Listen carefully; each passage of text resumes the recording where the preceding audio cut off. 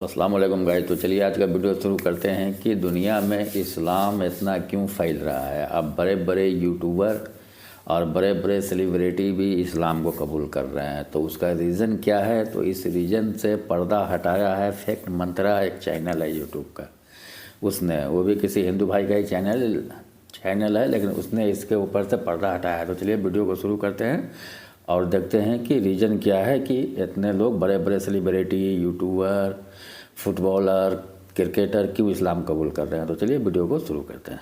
पिछले कुछ दिनों में आपने जरूर देखा होगा कुछ फेमस लोग जिनका कहीं ना कहीं एक अच्छा सोशल इंपैक्ट रहा, लोग उन्हें जानते थे, फॉलो करते थे, लेकिन न्यूज आई कि उन लोगों ने इस्लाम कबूल कर लिया। जैसे कि ब्रिटेन की अल्फ्रेड विलियम बेस्ट कंपनी के मालिक बिलियनियर अल्फी बेस्ट, ब्राजील के फेमस फाइटर नेसिमेंटो, रशिया के ऑर्थोडॉक्स चर्च के पादरी, अमेरिका के famous rapper डर्क Derek, famous internet celebrity Andrew Tate, Vivian Dsena, हिलेरियन हैगी, इंडियन यूट्यूबर परम सिंह। इतने ज्यादा नाम है कि बता पाना मुश्किल है। लेकिन एक सवाल आता है कि इस्लाम में ऐसा क्या है कि लोग इतनी तेजी से मुसलमान हो रहे हैं, दूसरे धर्मों को छोड़कर इस्लाम अपना रहे हैं। जबकि अगर देखा जाए कि एक ऐसा टाइम भी चल रहा है जिसमें इस्लामोफोबिया भी अपने चरम पे है, लेकिन फिर भी लोग, वो भी इंटेलेक्चुअल पीपल, बाकी धर्म के कंपैरिजन में इस्लाम को ज्यादा इंपॉर्टेंस दे रहे हैं। आज की इस वीडियो में हम जानने की कोशिश करेंगे कि इस्लाम दुनिया का फास्टेस्ट ग्रोइंग रिलीजन क्यों है। इस वक्त पूरी दुनिया की पॉपुलेशन 8 बिलियन मार्क को क्रॉस कर गई, जिसमें Christian 31.11%, Muslim 24.9%, secular, non religious, agnostic, atheist, इन सब की पॉपुलेशन 15.58%, हिंदू 15.16% और बाकी बचे 13.25% में सभी रिलीजन आते हैं। दुनिया में पहली सबसे बड़ी मुस्लिम पॉपुलेशन इंडोनेशिया में रहती है, दूसरी पाकिस्तान में और तीसरी इंडिया में। तो स्टडी के मुताबिक 2050 तक इंडिया दुनिया का सबसे बड़ा मुस्लिम पॉपुलेशन वाला देश होगा। लेकिन अगर आप वर्ल्ड वाइड देखते हैं तो इस्लाम का ग्राफ लगातार तेजी से आगे बढ़ रहा और साल 2060 तक इस्लाम दुनिया का सबसे बड़ा रिलीजन बन जाएगा। Japan, Europe, France, America, India जैसे कई देशों में इस्लाम सबसे तेजी से आगे बढ़ने वाला धर्म बन गया है। तो अब सवाल आता है कि आखिर इस्लाम इतनी तेजी से क्यों आगे बढ़ रहा है। तो इसका पहला रीजन, जो हमेशा से बताया गया कि मुसलमानों में फर्टिलिटी रेट बहुत ज्यादा है, बाकी रिलीजन के कंपैरिजन में मुसलमान ज्यादा बच्चे पैदा करते हैं। यही वजह है कि मुसलमान तेजी से आगे बढ़ रहे हैं। जबकि सेंट्रल हेल्थ मिनिस्ट्री के सर्वे के मुताबिक मुसलमानों के बीच फर्टिलिटी रेट भी कम हुआ है। दूसरा रीजन, दूसरे धर्म के लोग तेजी से इस्लाम की तरफ अट्रैक्ट हो रहे हैं। पर डे कहीं ना कहीं से न्यूज आती है किसी फेमस इंडिविजुअल ने इस्लाम धर्म अपना लिया। कहीं कोई फेमस बिलियनियर होता है, तो कभी कोई फेमस फाइटर, तो कभी कोई फेमस रैपर, सेलिब्रिटी। ये उन लोगों की खबरें होती है जो कहीं ना कहीं फेमस होते हैं, लोग उन्हें फॉलो करते हैं। लेकिन ऐसे भी बहुत से लोग हैं जो इस्लाम अपना तो रहे हैं, लेकिन आम लोग होने की वजह से उन्हें सोशल मीडिया पर या न्यूज पोर्टल पर जगह ही नहीं मिल पाती। एक मोटा मोटा आंकड़ा आपको बताते हैं। द न्यूयॉर्क टाइम के मुताबिक अमेरिका के टोटल मुस्लिम पॉपुलेशन में 25% कन्वर्टेड मुस्लिम है और एक एस्टिमेट के हिसाब से करीब 20,000 से ज्यादा अमेरिकी हर साल इस्लाम कबूल कर लेते हैं। इसी तरह ब्रिटेन में करीब 6,000 लोग इस्लाम धर्म में शामिल हो जाते हैं। जापान भी एक ऐसा देश है जहां लोग तेजी से इस्लाम की तरफ आ रहे हैं। वसेदा यूनिवर्सिटी के अकॉर्डिंग पिछले 10 सालों में जापान में मुसलमानों की आबादी डबल से भी ज्यादा हो गई, जिसमें करीब 50,000 से ज्यादा जापानी लोगों ने इस्लाम कबूल कर लिया। और अभी हाल ही में एक रिपोर्ट आई जिसमें बताया गया कि दुनिया में मुस्लिम पॉपुलेशन 2 बिलियन मार्क को क्रॉस कर गई, जिसमें एक बड़ा नंबर कन्वर्टेड मुस्लिम का है। अब सवाल आता है कि आखिर लोग इस्लाम में कन्वर्ट क्यों हो रहे हैं, ऐसा क्या है इस्लाम में। तो इसका कोई एक जवाब नहीं। इस्लाम कबूल करने वाले लोगों से जब पूछा गया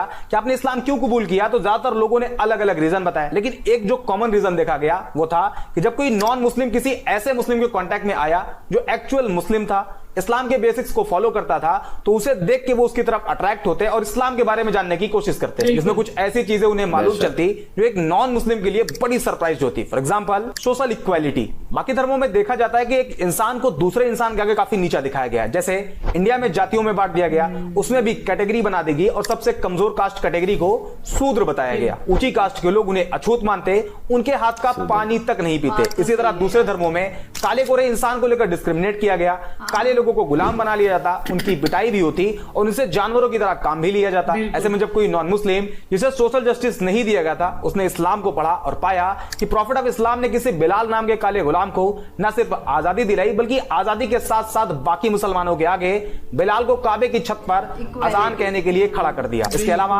जब लोगों ने प्रॉफिट ऑफ इस्लाम की एक स्पीच के बारे में जाना, जिसमें उन्होंने कहा था एक अरेबियन किसी नॉन अरेबियन से सुपीरियर नहीं और ना ही कोई नॉन अरेबियन किसी अरेबियन से सुपीरियर है, ना कोई काला किसी गोरे से सुपीरियर है और ना ही कोई गोरा किसी काले से। यह जानने के बाद कि इस्लाम में कोई ऊंचा नीचा नहीं, इस एक पॉइंट की वजह से न जाने कितने लोगों ने इस्लाम कबूल कर लिया। दूसरा रीजन फॉरगिवनेस। इस्लाम में माफ कर देने वाला जो कॉन्सेप्ट है वो भी बड़ा शानदार है। जब लोगों ने उसे जाना तो वो भी उन्हें बहुत पसंद आया और लोगों ने इस्लाम कबूल कर लिया। फॉर एग्जाम्पल, मान लीजिए कि अगर किसी इंसान को एक पूरी कम्युनिटी बुरा भला कहे, उसे बाइकआउट कर दे, यहां तक कि उसे जान से मारने की कोशिश करे, तो रिएक्शन ये होगा कि जब भी उसे उस कम्युनिटी पर कंट्रोल मिलेगा वो अपना बदला जरूर लेगा। सारे लोगों से ना सही, लेकिन उन लोगों को जरूर टारगेट करेगा जो उसके खिलाफ उसके ही लोगों को भड़काते थे, उसे मार के लाने वाले को इनाम देने की बात कहते थे। आमतौर पर यही देखा जाता है, लेकिन इस्लामिक हिस्ट्री में इसके जस्ट उल्टा है। 7वीं सेंचुरी में जब इस्लाम की शुरुआत हुई, उसके कई सालों बाद तक, करीब 10 साल बताया जाता है, इस पीरियड में टोटल 40 से कम मुसलमान थे। उस टाइम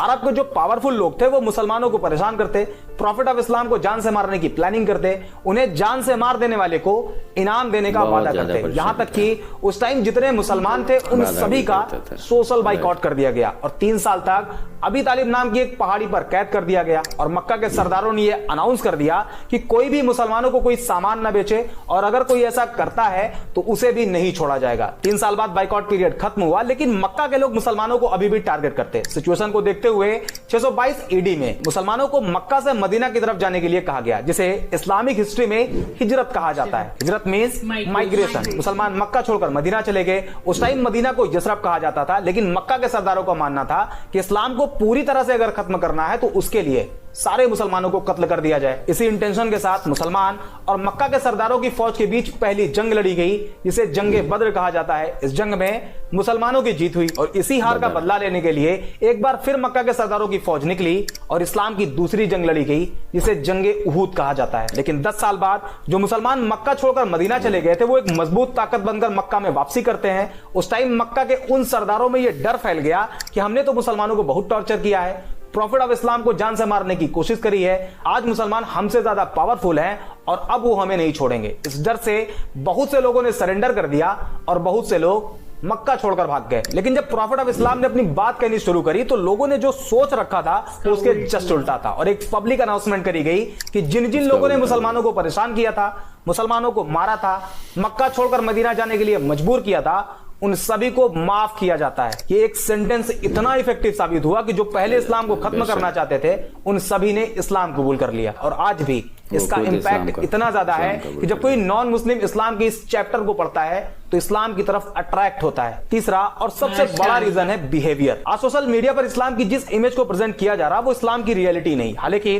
मैं ये भी क्लेम नहीं कर रहा कि इस्लामिक बेसिक्स के अकॉर्डिंग सारे मुसलमानों का बिहेव अच्छा है। इस्लाम तो कहता है कि शराब पीना हराम है और शराब सभी बुराइयों की मां है, लेकिन फिर भी आज का मुसलमान शराब के ठेकों की लाइन में आपको लगा हुआ दिखाई देगा। बट अनदर हैंड कुछ मुस्लिम्स ऐसे भी हैं जिनका behave as it is Islamic basics के हिसाब से आज भी है। फॉर एग्जांपल, इस्लाम अपने मानने वालों को कहता है कि अगर तुम्हारे घर में एक रोटी हो और तुम्हारा पड़ोसी भूखा हो तो तुम्हारे लिए जरूरी है कि उसमें से आधी रोटी अपने पड़ोसी को दो।